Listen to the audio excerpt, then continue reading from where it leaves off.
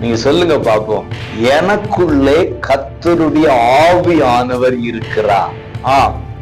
கர்த்தருடைய ஆவியானவர் உங்களுக்குள்ளே இருப்பது உண்மையானால் உங்களுக்கு விடுதலையும் உண்டு என்பதும் 100க்கு 100 உண்மை. பிரியமானவர்களே, நல்லவர் இயேசுவின் இன்ப நாமத்தில் மனதார வாழ்த்துகிறேன்.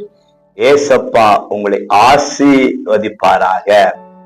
2 கொரிந்தியர் 3:17 கர்த்தரே ஆவியானவர், கர்த்தருடைய ஆவி எங்கேயோ அங்கு விடுதலையும் உண்டு.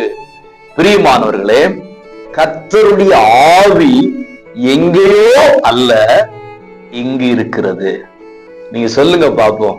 எனக்குள்ளே கர்த்தருடைய ஆவியானவர் இருக்கிறார்.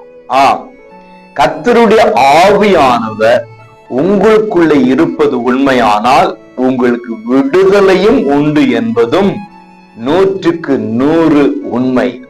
நீங்கள் விடுதலை ஆக்கப்படுவதற்காகவே அழைக்கப்பட்டிருக்கிறீர்கள். பாவத்திலிருந்து, சாபத்திலிருந்து, பில்லிசூன்யத்திலிருந்து, ஏவல்கள், மாந்திரிகத்திலிருந்து விடுதலை ஆக்கப்பட்டு தேவனுடைய பிள்ளைகளாக மாறுவதற்காக அழைக்கப்பட்டிருக்கிறீர்கள். அதற்காகவே கர்த்தருடைய ஆவி உங்களுக்குள்ளே இருக்கிறார். இன்றைக்கு நீங்கள் விடுதலை ஆக்கப்படுவீர்கள் என்று சொல்லி விசுவாசிங்க. எந்தெந்த காரியத்திலிருந்து கர்த்தருடைய ஆவியானவர் உங்களை விடுதலையாக்க வேண்டும் என்று நீங்கள் விரும்புகிறீர்களோ அதை அவர்கிட்ட சொல்லுங்க. அவர் உங்களை விடுதலையாக்குவார். ஆகவே அவருடைய ஆவி உங்களுக்குள் இருக்கிறது, விடுதலையாக்கப்படுவீர்கள். God bless you.